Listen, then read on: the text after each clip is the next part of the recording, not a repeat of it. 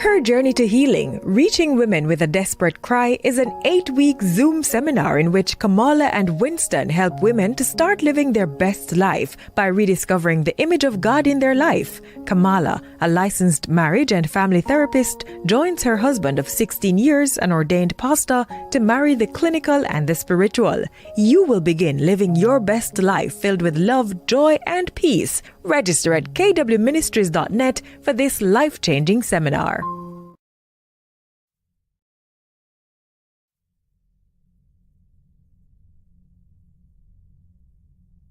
So anxious resistant. So remember there were 4 categories, right? Mm-hmm. So anxious resistant kids were on the opposite end of the spectrum. They didn't have a lot of self-confidence. They really clung to their caregivers, whether it's parents. When I say caregivers, I mean parents, grandparents, just old people in their lives who were, really part of that initial bonding experience. For these kids, they tended to have really exaggerated emotional reactions to stuff, but they also kept the distance from their peers. How did this translate into adulthood?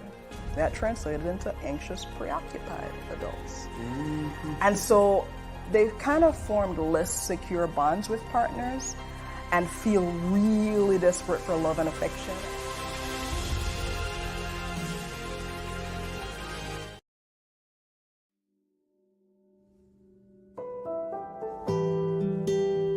God is patient. God is kind. God is long-suffering. God never fails. God always hopes. God always trusts. God always perseveres. God doesn't envy. God doesn't boast. God doesn't seek his own, but is always seeking what's best for you. God rejoices in the truth. That's right. God doesn't define love. God demonstrates love.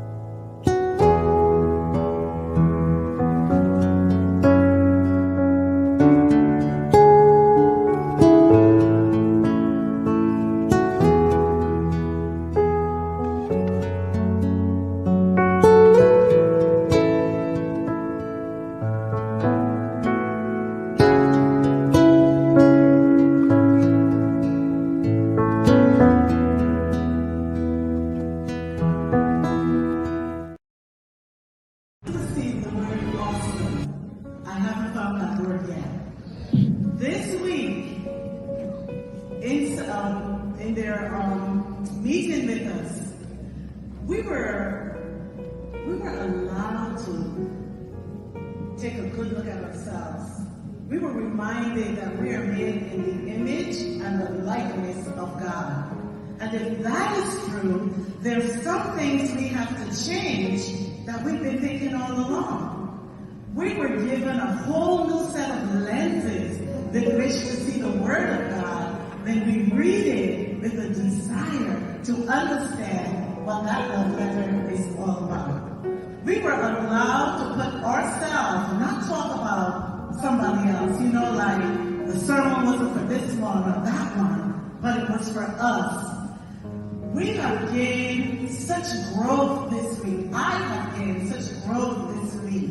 My eyes have been opened. And God also used the tailors to help me to see the things that have been happening in my life were His call on my life to be a better person, to be more caring, more loving, more compassionate. Have you written a letter to yourself yet? We did that this week. We wrote a love letter to ourselves. And we weren't afraid to call ourselves beautiful because we are made in the image and the likeness of God. Amen. I pray that everyone here had an opportunity at least one night to have joined with the tailors to begin that new journey. You ever been in a race and you're running and you see the end inside? We're at that place. The end is inside. But there's some things we need to correct. There's some erroneous information we've carried for a while, and so much so it has been inculcated in our spirits. But we saw this week it's okay to let go of that. And it is now time for us to see what God intends for us. What we need to chase after is love. Not houses, not cars, not clothes, not food. God said in Matthew 6:33, He'll provide all of that. So this week, our hearts have been open to receive God as He desired to be received by us. And we want to say thank you to the tailors for this.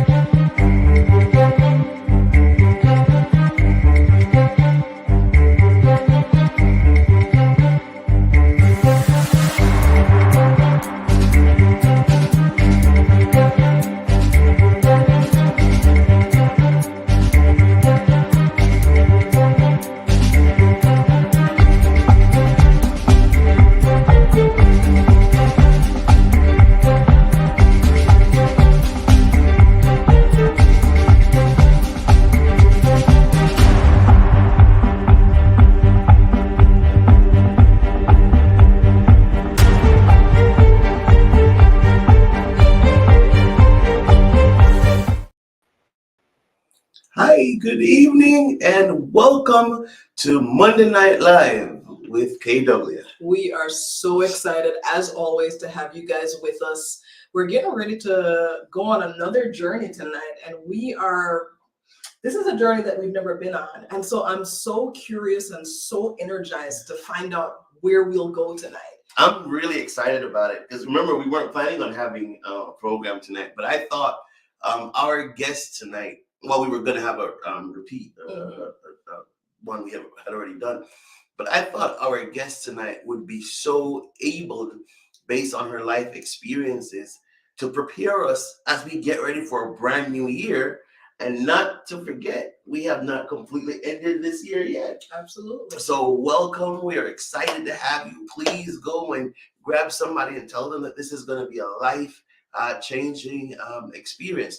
But while we're doing that, what is KW? What is it that we do here on Monday nights? What do we do here on Monday nights? We are all about the journey. Mm-hmm. Our life experiences, our hopes, our fears, our challenges, our successes, the way we've gone all the way to the bottom, the way we've dug ourselves to the top. We're all about getting together and really just talking about our life experiences and where they've taken us.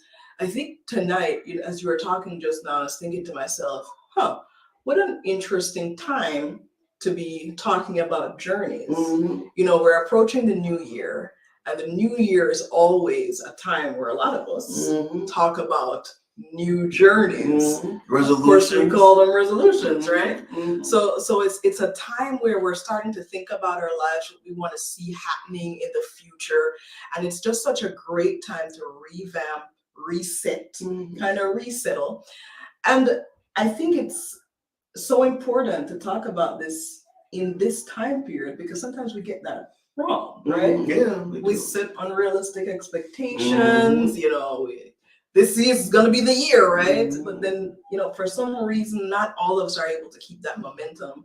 And so talking about a marathon tonight and keeping a momentum sounds like a good way to go. I think so too. We'd also like to invite you to visit our store at kwministries.net. And then also, we want to give away a gift tonight. I think tonight is the last night we're giving away our calendar, or maybe we'll give it away some in January also. Yeah. But we have a nice 2023 calendar for you. All you have to do is go to www.kwministries.net, claim my prize, and we will send you a calendar. And then we also want to give away a Christmas book, a nice little Christmas story. Anna Kay wrote a nice book reflecting on her journey through Christmas as a child, and the stories and the smells, and I think you'd really, really enjoy that. So we want to give that away to the winner tonight. And the way you win is you participate, talk to us, talk with our guests, ask questions, join in the conversation, and let's have lots of fun. Our guest tonight is Kimberly Hollie. Kimberly and I have been friends, oh boy. We argue about this, how long it has been. I say 16, I think she says 14 years. But we've been friends for a very, very long time.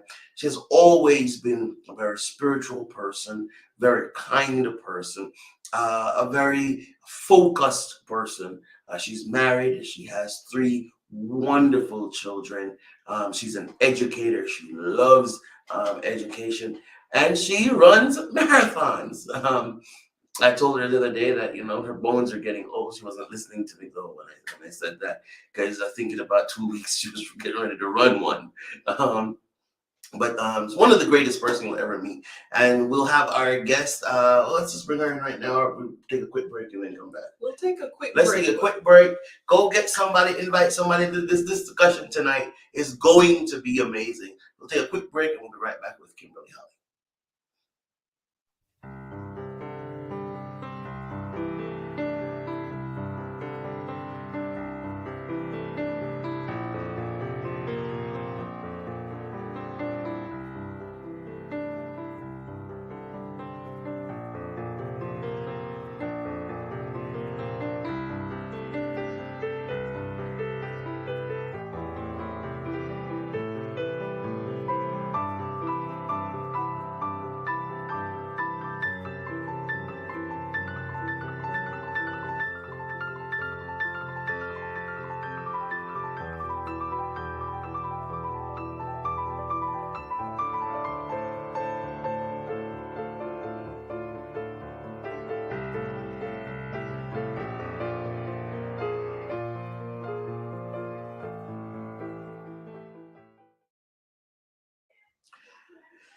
Kimberly, it's so good to see you. So good to thank you so much for being with us on tonight. Merry Christmas. Merry Christmas. Thank you for having me. And Happy New Year when it comes. Thank you. Happy New Year to you. What was your favorite gift for Christmas that you got? Oh, man. Oh, wow. I was impressed most with my children. We didn't do a lot of shopping this year, but my children went and got gifts that not gifts, but household items that I bought and wrapped them. So under the tree was full of all these gifts. And I was opening them. I was like, "Oh, Bath and Body Works. This looks familiar." And they were so eager to give me something, even though they didn't have money and didn't go shopping. So that meant the most to me. They were making sure the tree was full of things that I could get for Christmas. So, But didn't that give they were you gifting or whatever. but didn't that give you an insight into them, into their thinking, into that must have been, yeah. Yeah, that was really sweet. I was like, wow, so you guys do think about other people. I like that. I like that. I like that. What was your favorite Christmas gift? You know, my favorite Christmas gift wasn't a gift itself. It was just to be able to be home with family. It was the gift of an extended time period from work. Don't tell my employers, but that was the biggest gift to me because I don't take that for granted. That's something that's important to me. I think mine was the same as was just being able to hang around with family. But Kim, I wanted to for us to have. Oh, and by the way, if you want to share what your favorite gift was, please put it in the comment. You have to comment in order to win your prize. All right. I wanted to talk with you.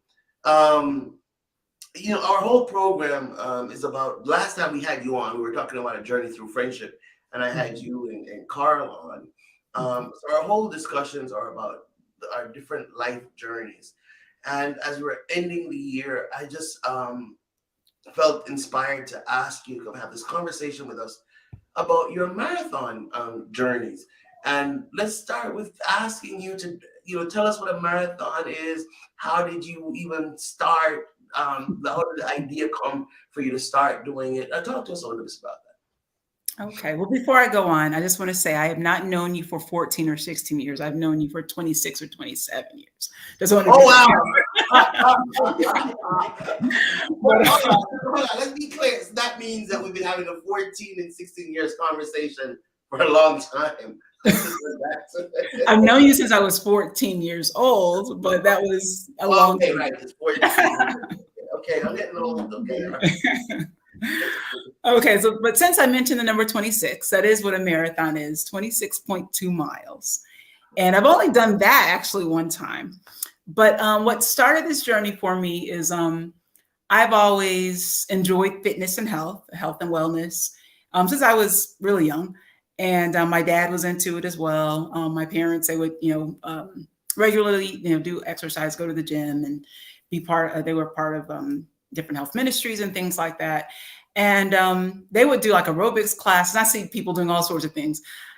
Growing up, I was not very coordinated. My sister even went to the extent of, my sister was trying to get in shape and she was doing an aerobics video with YouTube. And she recorded herself to, check her movements. She'll, come and do it with me. And she laughed so hard because I'm not coordinated. So she ended up putting it on YouTube. It was like, I'm surprised it didn't go viral, but I'm not coordinated. So I was like, well, what can I do to stay active that doesn't require a lot of coordination or skill? And so I've always been able, I guess I would run with my dad from time to time when I was a teenager. And we, 2 miles, 3 tops. And I was just happy to do 1 mile. And so when I married and moved away, I moved to Cincinnati, Ohio. My pastor was a runner or is a runner. And he was telling me that he's done all these races and stuff. I said, well, I want to run too. And he had a group of people that he was running with every Sunday. And he kind of just walked me through the process of starting with a pace I was comfortable with, starting with a distance I was comfortable with, and just building on that. And before I knew it, I was, signing up for my first half marathon. I've been doing a half marathon. I try to do like 2 a year, but things happen. And so I've done, all I know is I've done like 13 races since 2008. And one time it's mostly half marathons. I've done 1 full marathon. I'm not exactly interested in doing that again, but I've even done a triathlon. I'll try anything once. So I've done a triathlon. I even won a 5K, and I've done a few 10Ks too. But it's like a cult. It becomes part of a culture, and it is the one activity that I find not. I don't have to be coordinated. I have the ability to do. So I've been able to be consistent. My personality, I'm the type of person who enjoys doing it with people. So my strongest periods of running and where I was going really well. You know, I could feel that my lungs were getting, you know, stronger, and my, you know, my endurance was improving and so forth. My stamina was improving. Was during the times I would run with a group of people. But when I'm on my own, I can work my way through it. But it is a little harder because I am more of a group activity type exercise person. So yeah, that's how my journey started. Well, if I know you as well as I think I do, your mind is rolling around with stamina. With once I was with people, your mind is. But before we get there, because I heard all of those different things breaking out of your mind. Before we get there, let's talk about the preparation process. And what we want to do is, you know, use your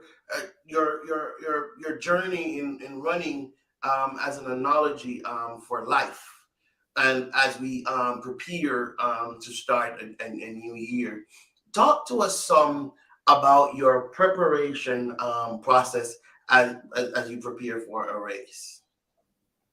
Okay, so I have an aunt that she actually came to visit me not too long ago, and she said, you know, I want to jumpstart my health. There's a marathon that I do almost every year. It's in May. It's the Cincinnati Flying Pig Half Marathon. And she was like, I want to do that with you. And so I've committed to doing that race. So how I usually start is I have like a calendar, and I'll have it tells you when to start, you know, your training, if you're a beginner or intermediate runner or advanced runner. And it's typically 4 days a week, you know, just running. It starts off like with 3 miles on a Sunday. Sundays are usually the longest mileage, but 3 days on a Sunday. And then during the week, because people are usually busy, that's the smallest mileage. So it'll be like on the first week, it'll be, you know, 2 miles, 2 miles on a Tuesday, 2 miles on a Thursday, 2 miles on a Friday. And it just builds from there. So it starts off very low at a pace you can not at a pace, but at a distance that most people probably have done in their life, you know, 3 miles. And it also on the schedule that I received, the program that I'm with, it encourages, you know, you to walk or run it until you feel comfortable building up the distance and the speed for it. So I started out, a few marathons I just walked it, but it's interesting. What I've learned is even if you are walking the distance, if you're consistent with the distance, when it comes time to run, it's still like, I've done this before. I can do it because I have covered that distance before. So no matter what the pace is, actually being consistent with your training is important. If for no other reason, mind over matter, to get the psychology, like, yes, I've done this before. So I've been taking notes. So let's start with the idea of I've done this before, Kamala. Let's go to life as we begin this year. The distance, I've done this before. What importance or what analogy could we use that as it relates to life and as we prepare for this new year? Well, one of the first thoughts that came to mind for me is, as you talked about, I've done this before, is how important it is to give ourselves that reminder as we're facing things in life. We, regardless of what your age is, we've been through experiences in life that prepare us for future experiences. And many times we get caught up in the idea that something is too difficult, it's too hard, I can't do it, because we have this idea that I've never encountered this before. And that's not necessarily true. We may have experiences that look different, Kim, to what you said. I've walked this before. I may not have run it, but I've walked this before. So I know I can cover this distance. And I think that's so important as kind of that self-taught that we do, whether that marathon is a job, a relationship, family relationships, you name it, regardless of what it is, it's that reminder, I have done 100. Let me see how I want to say this. I have survived 100% of the days that I've already walked. Right? I can run this. And somebody said, I have nothing to fear for the future unless I forget how God has led me in the past. In your own life journey, Kim, in your own experience, how has that lesson translated into your daily life? This whole idea of I've walked this distance before, I've run this distance before, I've been here before. How has that helped you in your day to day? Wow. In running, I don't, I've heard when I was training for my marathon, the 26 miles that I'll never do again, but it's just long. I mean, it's hard, but it's long. I remember people talk about like the brick wall. You know, you're going to get to a place where you just, you know, you physically don't feel like you can go any further. You emotionally, mentally, it's just going to challenge you. You're going to hit a brick wall, and like I'm just going to stop and walk off the track. So I do have like emotional memories while I'm running, because, you know, while you're running, even though you may have trained with people, you have to run the race for yourself. So you can train with people, but you have to, you know, you're not really talking. I mean, sometimes you might have a partner to chat with, but you're not. I mean, if you're actually running for speed, you know, you're running, and you have to kind of keep yourself motivated for yourself. The way that's kind of one of the lessons I've learned, I guess, in life is like we were just talking before, I've done this before. So if you trained, you know, I have everything I need to complete the race. I have everything I need. I might need to slow down a spell, but I'm going to finish. I'm going to keep going. I'm going to keep moving forward. I might need to take a moment to stretch, but I'm going to keep moving forward. I might need, and that translates into so many other parts of life. I think my biggest thing that I've learned, even in this past year, I just had a milestone birthday last year, not this past year. I mean, not this month, but last year. And I was doing all these things to try to improve my health. And the biggest lesson that I learned is consistency and slow. Well, basically, the slow and steady wins the race. And I know that we've heard that many, many times, but it became so true and so real to me, because I'm the type of person like, oh, I need to lose 100 pounds. So what I'm going to do tomorrow, I'm not going to eat any food for the next 100 days.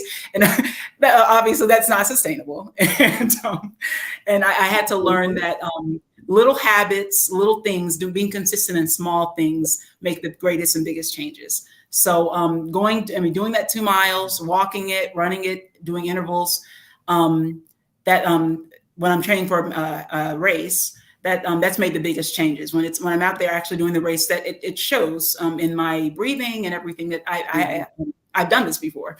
Also in life, to answer your question, same thing. When I'm in school now, when there have been classes that were hard that I was like, man, this is tough. Or when I'm coming on any obstacle, whether it's with parenting, relationships, just any obstacle, anything spiritual, even.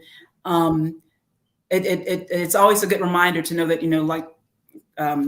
it's always a good reminder to know that, these are things I have been equipped. It may not look the same way, but I have trained for this. Yeah. Something back to this whole idea of I've done this before. You overheard me and my cousin talking the other day. No, but I don't think you were privy to this conversation. We were talking about suicide. And we were talking about the idea that if people could just get through their mind that they had been here before, and that they made it through before, and not the necessarily the suicidal thought, but obstacles or challenges. I've had challenges before, and I've made it through. And my cousin was sharing with me that anytime she has a challenge, that's what she does. She says, I've been even if it's not the very same challenge, even if it's not the very same thing, I've had challenges before and I've made it through. So I just need to hold on to make it through this. And I think that could be a helpful thing also, because I know, with what has happened with Twitch and others, this whole discussion of suicide is coming back again. And the challenging thing with that, Kimberly, and we're going to do something on it too, but the challenging thing with that is because of how young he was. It causes me to wonder if that's not going to become a trend now, because of how young and how popular he was. But this whole idea of I've done this before, I've been challenged before, I've been there, I've seen this before. If I just keep going, I can make it through. There was something in what you said, Kimberly, that I feel like we can really bring into that discussion as well. You talked about how, as you're running the race, even with all the preparation, you still sometimes hit that brick wall, which is kind of that your mind telling you, I can't make it, I can't go any further. That's how I heard it. You can, if you hear it a different way in your races, tell me. But hitting that brick wall and being able to still continue the race beyond that. Talk a little bit about brick walls that you've encountered as you've gone through half marathons, races, the marathon, and how did you get beyond that? Because I think that thought process is really important to our conversation. The brick wall that people typically talk about it's usually the marathoners who are doing the 26.2. So I don't know if I've experienced in the same way, but I have the marathon that I typically do, which is in Cincinnati, has a lot of hills, a lot of hills. And I've done it many, many times, but the hills don't get any easier, and it doesn't, they're still there. I mean, they're still there. And I have to have some kind of, I'm sure there's a better word for it, but I have to mentally like psych myself out to get through every hill. And I know the hills by heart now. You know, there's this one hill like mile 7, it goes really, really steep. And there's another hill right after it, as if, you know, while I'm recovering from that hill, there's another one right after it. And you know, it's really, I challenge myself, don't walk, whatever you do, don't walk, keep on going, because what can happen if you do slow down, you were joking me about my bones, but the truth is, lately, I'm not getting any older, but anyway, lately my knee does give me some trouble sometimes if I slow down. Strangely enough, if I slow down to like stop, when I pick back up, I can feel it. And so my thing is, nope, I'm not going to slow down on this hill. I'm not going to stop on this hill. I'm going to keep on. I'm going to, you know, push through it, and then recover on the downhill. So basically, I guess to get through, I haven't necessarily in the same way had a brick wall like some marathoners have talked about. But doing my half marathon training or doing my half marathon races, I have been in places like, oh man, this is just, ooh, man, another hill. I don't even remember this hill. Where did it come from? Like, did they change the track? And I just have to psych myself out. Like, let's see if you can go. I mean, it's always something new. Let's see if you can go up the hill fast. Let's see if you can, you know, go up with the hill. Let's see if you can sing this song in your head until you get to the top. Let's see if you can count, and you know, let's focus on your breathing. Let's, you know, it has to be some kind of activity that I'm psyching myself out with while I'm hitting that part where it's like, you know, the hills are pretty steep. I feel like I'm in San Francisco and it's just Cincinnati, but that's probably you know, kind of close to a brick wall, seeing the hills and knowing that, you know, I train, but I didn't train on this hill. I have trained, and I did train on some hill. So yeah. You know, Kimberly, come on, Kimberly. I knew this was going to be a good discussion. I knew it. Since 9:25, I knew it was going to be a good discussion. Coping skills. That's what you just talked about. Is that sometimes in life we're going to have hills.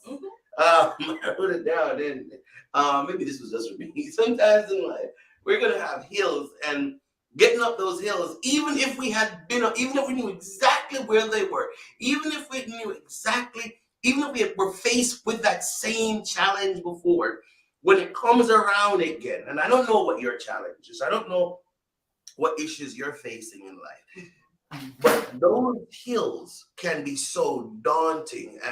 But what Kimberly talked about, how she gets through them, is through coping skills. How important is it for all of us to have our own happy places, our own coping strategies? And could you talk to us a little bit about developing coping strategies as we go through life?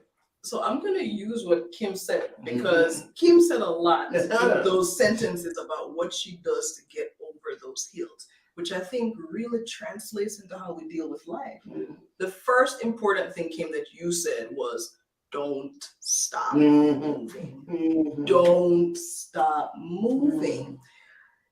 And that's hard to do when you've met that hill of challenge, the one that you're like, wait a minute, San Francisco? What am I doing here?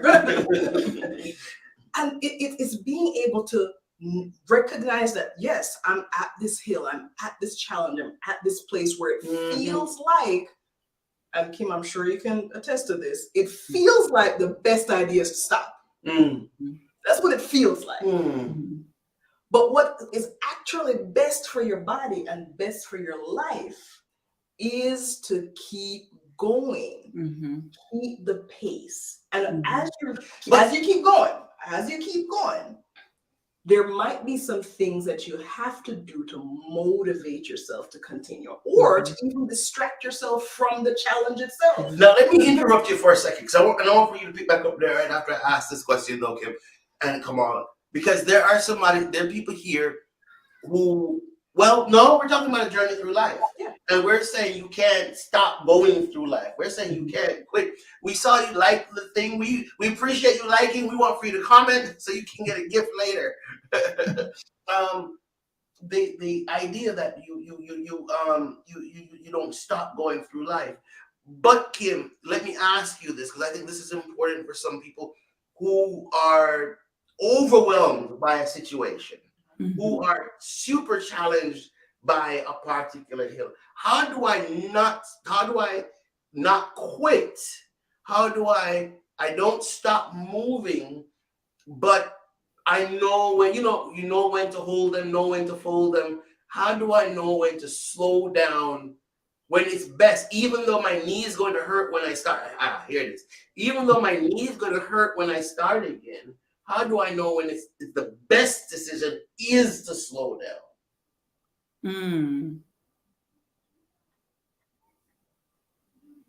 Anyway. Okay. No, my motto in life is to keep moving forward. There was a movie I saw years and years ago. It's old now. It was a Disney movie I was watching with some children. I was like babysitting children or something. I saw Meet the Robinsons, and that whole thing. I mean, when it was over, I was crying because it was just talking about this guy who kept on failing at stuff, and he was inventing this and failing and failing and failing. But his thing was keep moving forward. He ended up. They went into the future, and he was this rich, trillionaire or something, because he kept moving forward and didn't give up. And some of his inventions actually changed the world. So that, I mean, I don't know why that movie spoke with me so much. That's like my motto now: keep moving forward. And so, I mean, if anyone else is like me, I've had bouts of depression and stuff from time to time for different, because of anything, because of a situation or whatever. And it does. I mean, the easiest thing for me to do is just to be like, I'm not getting out of bed today. I'm not doing anything. I don't, I'm just going to stop. I'm just going to put life on pause or whatever, put life on hold. But what I've learned is slow and steady wins the race. And because slow and steady wins the race, let me just get through this one day. Let me get through this one day. We'll worry about tomorrow. But let me just get through the one day. And if I can get through the one day, we can talk, I can figure out what I'm going to do tomorrow. So let me just let me get up this one hill, and I'll figure out I'm going to get to the next one after I get off of this one. So that's kind of how I keep moving forward. But that's like my life mantra: keep moving forward. Yeah. Slow and steady wins the race. Slow and steady wins the race. Keep that pace. All right, come on. You were telling us about the coping skills, about going over that hill and going over those hills in life and how to develop those coping skills. Yeah. So, slow and steady. I love that. So we also talked about, as we're keeping slow and steady, as we're keeping space, as we're not stopping moving, what are some other things that I can employ to help me get through the challenge, right? So Kim talked about, maybe I'm singing a song in my head. So for some people, gosh, music is a great coping skill that gets our minds refocused. We can utilize it to change our moods, in a lot of ways. Here's my favorite analogy when it comes to music, right? So sometimes when we're going through hard times and we're feeling down, sometimes we get caught in the trap of, I'm going to listen to music that matches how I feel. My favorite analogy of this, and you guys stay with me on this one, I'm 90s, so I'm going to go way back. So not a nod to Tony Braxton, but do you remember Tony Braxton? Like, all of the songs were Unbreak My Heart. It was devastating all day, every day, right? If I'm down, if I'm in a breakup, and it's really devastating to me, that's your go-to. That's not your go-to in terms of coping skill, in terms of music. How you use music as a coping skill is to use something that's the opposite of your mood. Of what you So if you're feeling down, you listen to something exciting. The point is to change your mood. So that's one thing. Kim talked about that. She's singing a song as I'm going over this hill of my experience. You know, maybe it's self-talk. What are the affirmations that I have for myself? You know what? I can do this. Me, you're not going to get me down today. I've got this. I've done this before. How do I talk myself through? What are the messages that I tell myself continually? Telling myself as I'm going up this mountain, oh my gosh, I'm never going to make it, doesn't lend itself to us getting through challenges. What it lends itself to is the idea that if I'm never going to make it, then why should I bother to keep going? I should just stick with the idea of what feels comfortable, which is to stop. But how we grow, how we continue through life is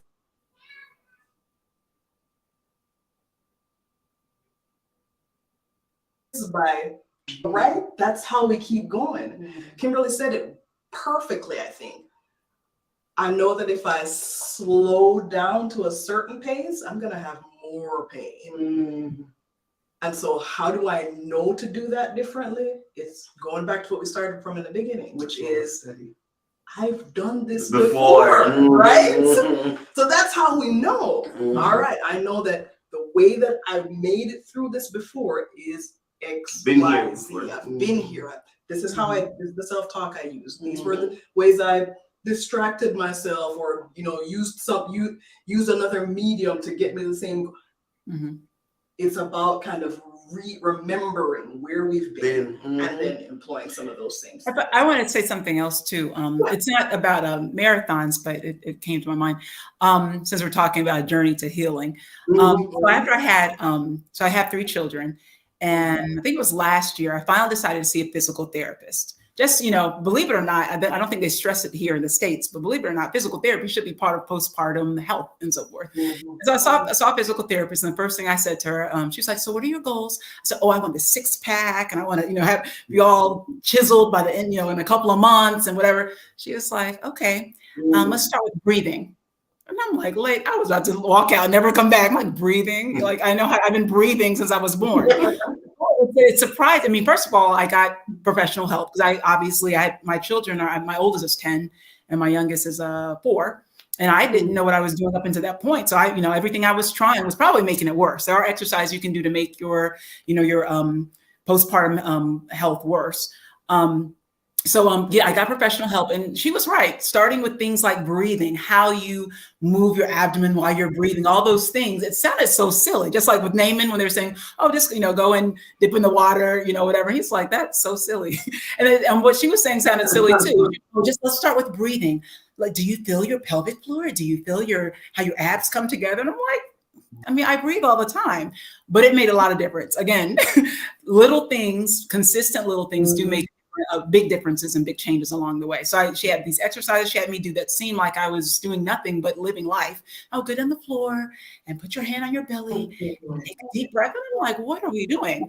But I'm glad I got the professional help. And it wasn't some big, routine that she put me on, but I did have to be consistent in doing these little things 5 to 10 minutes a day. And it did make a difference. But that came to mind too.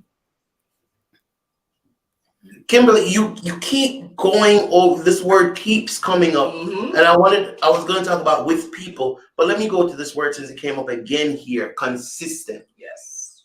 What does it mean? And let's take Brother Glenn's comment real quick. He says music is very relaxing. When I was studying, I keep music nearby, just low enough so I can hear it. It helps my mind to relax, and I do my study without a problem. Awesome. Kimberly, this word consistent, what does consistent mean? And talk to us some more about the importance of consistency, because I've heard that word about 5 or 6 times now since we've started. Consistency is important. I learned a quote, and I don't know who said it, but I learned it at a young age. Watch your thoughts, they become words. Watch your words, they become actions. Watch your actions, they become habits. Watch your habits, they become character, and watch your character becomes destiny. So keeping a consistent, the things that are important to you, being consistent with those things will help things come more second nature to you. I have done many races where I was not consistent with my training. And my time tells on me, and my, the way I feel for the next week. People are like, why are you walking into work like that? I'm walking into work like the Tin Man, because all my joints are sore and stiff and whatever. And so, I pay for it later, but I am consistent. I keep with the training schedule. I'm eating, I'm coupling that with, food and water and so forth. That makes all the difference in the world, makes the race much easier. But when I don't, obviously the race is a lot harder. There have been races that I've done where I've done little to no training. And I was like, why? What are you doing? The whole race, I'm like, what are you doing? You have done a marathon before, but you are not ready. What are you doing? And the times where I have prepared and I was consistent, it's like, wow, let's do another one. And so consistency is important. Also, like, I can't stress enough consistency, but it doesn't have to be one thing. It's just a new phenomenon to me. It doesn't have to be these huge changes. Just consistency in the little things. Another thing. I also try to employ. You guys ever heard of Noom? Noom, it's like this app about how to using psychology to have a healthier lifestyle. Okay, so I used Noom, and they also are just talking about little changes. Be mindful when you're eating, to ask your belly if you're full and all this kind of stuff. And as silly as it sounds, it does make a difference when you're paying attention to what's actually happening in your life and not letting things happen to you, but actually paying attention to things that are happening around you. It does makes a big difference. So yeah, being consistent, and that consistency doesn't have to be in drastic changes because it won't be sustainable. But being consistent in the little things is what's going to take you over. Yeah. Kim, I love that you said that. I've been thinking it as you were talking about consistency, and then you said it. It was be realistic. It's not the big leaps and bounds that make the difference. It's the small steps that we take along the way. And I think that that's a big part of why sometimes we make goals in life, or we make goals for fitness, or we make these goals and we're not able to meet them, and we beat ourselves up for it.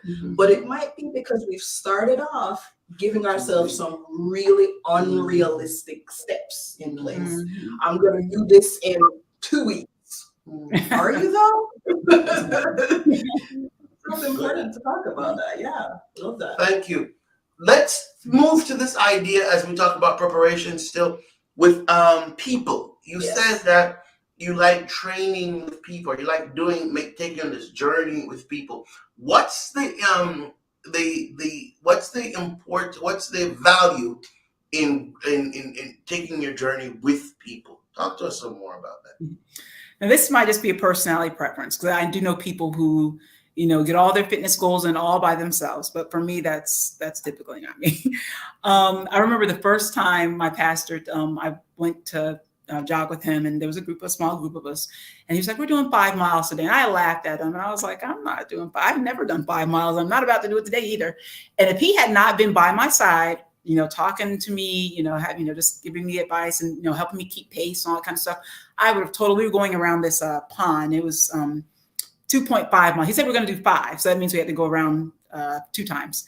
And I would have walked off after the first one if no one was with me. No, where's Kimberly? And I would have been gone, because I already knew that I could not do 5 miles. I had never done 5 miles in my life. But that day I did. He stayed right there beside me, talking to me about, how's this going? How's that going? And I'm like, how are you talking? Because of course I'm out of breath. It was my first time running 5 miles. So yeah, everything's great. But then I came back the next week and we talked again. I did 5 miles again. Before I was doing 6. And then just having a group there with me. My first half marathon, he stayed with me the entire time. When I slowed down, he slowed down with me. He talked me through the whole thing. My second race, he was not with me. He was going for speed and I was not. So he was like, he finished so far ahead of me. And that was different. I had to find ways within myself to kind of keep moving. But when I'm with a group, when I have someone by my side the entire time, it just kind of, I don't know, the camaraderie or something about, for me, being an extrovert and whatever other personality things I have, I do feed off of people's energy, and so I really enjoy and appreciate. It motivates me to to stay consistent, knowing that other people are there waiting for me. Other people are there, looking forward to being with me, or just that other people are there. And I know I don't have to do it by myself, because there have been many times where I've had plans to do something and I've talked myself out of it. And then having other people there saying, no, we're going to do this together. Like, okay, I'm there. But like I said, that's my personality. Yeah. I think in almost all of our journey discussions, Kamala, the same theme has run around. Have a tribe. Have people that you can connect with. Have people that you can grow with. Have people that you can journey with. And it doesn't have to be a lot of people. It just needs to be dependable people. Another thing that I think that here coming out is the idea that we have to be honest with ourselves and know ourselves. So I heard Kim when she said, for me, this is what works. This might be different for somebody else. Right. Which doesn't take away from the idea of having a tribe. I definitely think that is something that we need to emphasize. In a lot of ways, we've told ourselves that we're supposed to accomplish everything. Independence, right? We're supposed to. But that's not true. No, I don't think it's true. But at this, not but at the same time, and at the same time, having that self-awareness. What actually works for me versus what doesn't. Yes. Sometimes, if I'm not honest with myself, I won't put the things in place that I need to that would actually help me to get to my goal. And so people become a distraction. So sometimes people can become a distraction, or I don't surround myself with people because I don't want that accountability. Very true. That was good. Brother Glenn again says, if you're Not consistent. if you're not consistent in your training, if you're a runner, you can hurt yourself when you try to run. Consistency in training is very crucial. All right, take us to the race itself now. So we're preparing. We have to be consistent in the small things. Notice one more thing I wanted to say that you talked about was that the pastor was beside you the whole time, talking through the race. The first time when you went out to do the 5 miles. And what I wanted to pull from that was sometimes we should lean on people that have been where we're trying to go. I think that's okay. But with example for that, he already not only can do 5 miles, but apparently he has already been doing multiple races. Yeah. And you lean on his strength and him talking with you because he'd already been there. Then even though you struggled, you made it. And I think sometimes in life, if we could just talk with somebody, if I have a habit of let's say for my and I need to say this real quick. I don't believe in resolutions. Okay, so let me quickly say that I don't believe in New Year resolutions, but people do, and it does work for some people. I don't believe in resolutions only because I think from a biblical perspective, you can get a fresh start at any time. Today, if you hear my voice, right? Okay, but let's say your New Year's resolution is I want to quit smoking. Well, maybe if I, lean on someone who has overcome smoking, then that can help me on my journey to quit smoking. Does that make sense? Yeah. Also, my pastor, in that role, he kind of served not just someone to do it with, which would have been great, but he also served at that time as a coach. He was kind of, breathe like this. All right, take a deep breath. When we go up the hill, you want to make sure your posture's this way. When you da-da-da-da-da. All right, let's slow down a bit because you're not breathing, you're breathing too hard. All right, let's do this. We're going to take a break and stretch. So, so the whole during when I first got started, he kind of served more as a coach. So it was good to have him there for that. Yeah. I've got a question for you, Kim. When you first got back into it and you had that experience of having your pastor who was also your coach, how were you able to open yourself up to feedback, sometimes criticism, as you were getting better? How did you do that? Well, I mean, he's a great coach. And then, I think with running with exercising, at least for me, it kind of, I've made some of the best friends through exercising. And so, he and I are also friends. Our families, we're very close. And so, I mean, any criticism or whatever he had it was so gentle. It was, it wasn't really didn't sound like he was coming down on me, whatever. Try this, try that, try whatever. It just sounded like everything he was suggesting was really helpful. So yeah. What I like about your answer, because I was thinking about this, we talked about the importance of having a tribe, Relationships. relationships. But I think it's important, for anybody who's going through challenges, whether you're building yourself up to a marathon or something in life, and you're thinking about who you want to have in your corner, it's important. What's the relationship I have with the people in my corner? Because it's very different. Feedback can be very different depending on who it's coming from and the kind of relationship. That's very true. Very true. So I think that's definitely something that we want to emphasize as we're talking to people out there who will hear this and say, well, I don't know if I want certain people telling me certain things. Right. And I think that's okay. I think we need to acknowledge that is absolutely fine, that you get to determine who is actually in your circle and if they want the same things for you. That's powerful. That's powerful. And I think Kimberly said earlier, we don't have to live life as life happening to us. Yeah. But observing what's happening around us. I think that was good. Yeah. All right, you're there. It's game day. It's running time. Talk to us about running the actual race. It's nerve-wracking. But what I enjoy just about what actually happens in a race, when I get there, lots of people, I mean, thousands of people typically come for the typical, like for the Cincinnati race, for the Columbus race too, for many races, many half marathons is usually supported by a lot of people. The news crews are there. They have loud music, and it's, there are people on the sidelines throughout who are just, they're cheering for you and that kind of thing. So it's really exciting. It can be very, me being, because my personality feeds off of people, I am just on 100 when I get there. I'm just jumping around, and it's usually very cold, very cold. This is May. The Cincinnati race is usually in May in Cincinnati, and it can be cold, and because it starts at like 6 a.m. or something. It can be very cold standing out in May in Cincinnati, May 1st or the beginning of May. But having been with so many people who are going toward the same goal is exhilarating. It's very pumping. They have the music going, and it's just like, wow, I'm just jumping. I have all the energy in the world in the beginning of the race. As the race goes on, and the people who've trained, they're keeping their pace and everything, and things start to thin out.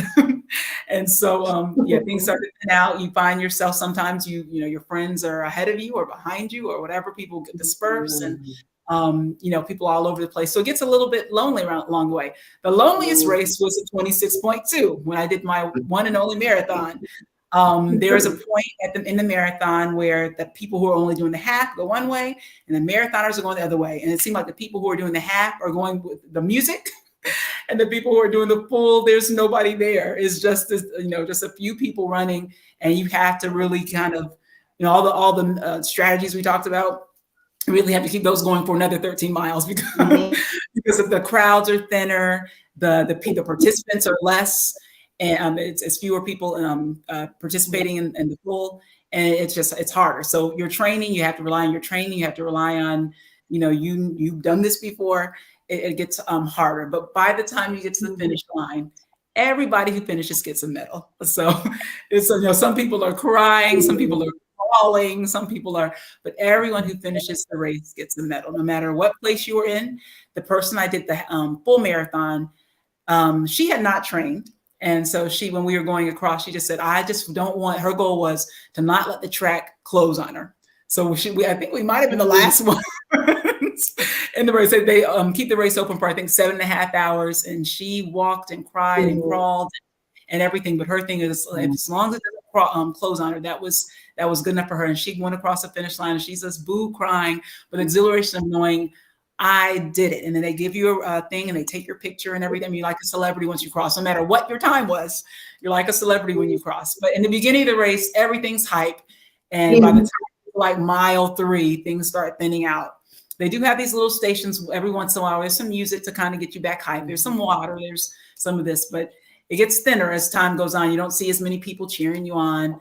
But when you're finished, there's the crowd, there's the medal, I'm always, I go over the finish line. I always have my hands on my pictures because I'm like, whew, I don't know why I just did that, but I did it. Made it. Yep. I think you just said this is so much. There are 3 things that stand out for me. Right, I'm not sure which ones you stand go out for me. first. But the 3 things that stand out for me are we are all running a race. Yeah. Every single one of us, we're not alone. Mm-hmm. However, Mm-hmm. there are times when we will feel alone. Mm-hmm. And that is okay too. That's part of the journey. Mm-hmm. But at the end of the day, everybody has value. Mm-hmm. Those are the 3 things I heard. Mm-hmm. Big time. Oh man, it's 9:53. We're not gonna get to all 3 of them. Let's just stick with your 3, okay? We're all running a race. How important is that in life for us to recognize that we're not alone on this journey? We're not. You're not by yourself. You're not. And Kimberly said it. It's gonna thin out. It's gonna feel different. People are going to go in different directions, and you're not.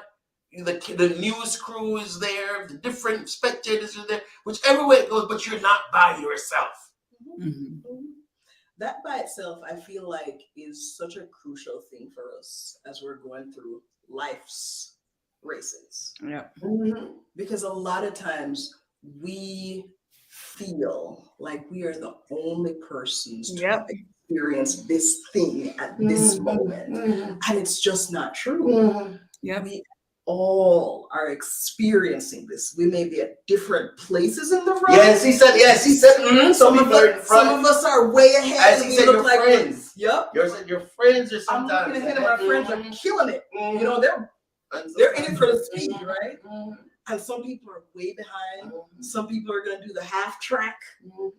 But we are all in this together. And how important it is, Kim. Let me ask you, Kim. How important is it to not judge your race based on somebody else's? It is so important. Do you know how many people I've seen take off and just look like they were killing it and they were like last place or whatever because, but I mean, they finished. The thing is they finished because we are all, like you said, we're all on a spiritual journey and everyone has their difficulties, whether they, they got a Charlie horse or whatever happened along the way. But I mean, everyone gets a medal when they're done. Everyone gets a medal. I just want to say this really quickly. One of the most encouraging races I've done. Yes, in the beginning, I had my pastor running along with me. There have been times I've run with groups of people. But I remember one time after all the crowds thinned out and everything, when I felt like I was by myself, I can't remember what race it was, but I was doing it by myself. I think I even started late. I think the race had started. I had to come and try to find where the start line was. I started a little bit late. There was a guy at my church. He's actually now my children's godfather, but he somehow, just when the crowd started to thin out, he was at every mile marker and he was there. He's like, hey, Kimber, I don't know why I don't remember inviting him, but he was just there. Every mile marker, like to the end of the race, he was offering me drink and water. I don't know how he did it, because that's if you think about it, to be at every mile marker while someone's running a race, that in and of itself is kind of hard because you're kind of having to run too. But he had a cooler and every mile marker, he was there. Hey, Kimberly, I got some water. You want some water? I have some fruit. And I said, why were you here? He said, because you were running. And to have that like guardian angel, that's who he was to me that day. To have that guardian angel there, kind of like, we got this. I know you feel by yourself, but here's some water, here's some drink, here's some fruit. Keep on going, and I'll be at the next mile marker, and I'll be at the finish line too. That was everything to me. I will never forget that as long as I live. Yeah. It's funny. Let me just read what Christine said. It's very important for us to know that because many persons think they're alone. That's right. And then Dad said it's very rewarding when we get to the end of the race. Yeah. Kim was talking about how, her friend was there at every mile marker. And I couldn't help but think of was it Elijah? After he had the big victory up on the mountain, and then he got depressed. And God sent angels with what? Some to drink, some to eat. Go to sleep, Elijah. Sometimes we just need people To just push us along. to just give us water, encouragement, and to know that they're there. Before we go, I want to say that this was just, I think this is a very important conversation to have. True, I can't tell Kamala to be there for me. Kimberly can't tell her pastor or her friend to be there for her. But there is something you and I have control over. We can make sure that we're there for somebody else at every mile marker they are. So I'm asking us as we listen, and yes, this is about our journey, and that's why we're doing it, is how do we get healing on our journey? But we're also a part of somebody else's healing journey. So let's be there for somebody else. Kimberly, thank you so much for spending the time with us. We're so grateful. I called you, what was it, 5 o'clock Thursday morning? And thank you. You probably said yes and didn't realize you were saying yes after you woke up. You're like, oh, what was that about? Thank you so much. It was so worth the conversation. I really hope that somebody who's listening or somebody who will come back and listen later would have gotten some lessons from a marathon runner. I know I got some, and I'm really grateful. I think the last thought that I have on it is, keep running the race. You have value. Yes, we didn't get, like I said, everybody has value. It doesn't matter where you come, when you come in, you have value. Thank you all so very much. Christine and Brother Glenn, head over to, and all of you who are watching, not just those who commented, all of you who are watching, head over to KW Ministries /Claim Your Prize, and we want to give you a 2023 digital calendar. Thank you so much for hanging out with us. But let's see, between Christine and Brother Glenn, who gets the book today? Who gets the digital book tonight? Let's have our drum roll, Anne.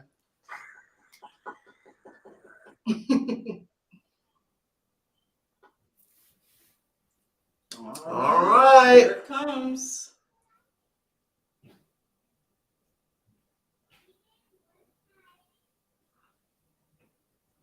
All right. Gilbert Glenn, got a book coming your way. Digital book, and so come on, we'll set that up for you.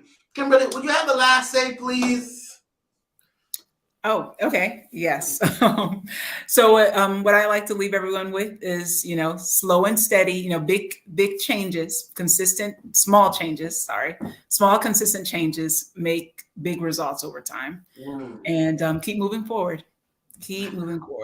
Are you doing any running this year? Yes, I have a race in May with my aunt. All the very, very, very, very best, and we'll be cheering you on. Thank you. Thank you very much. Good night, everyone. Happy New Year. Happy New Year.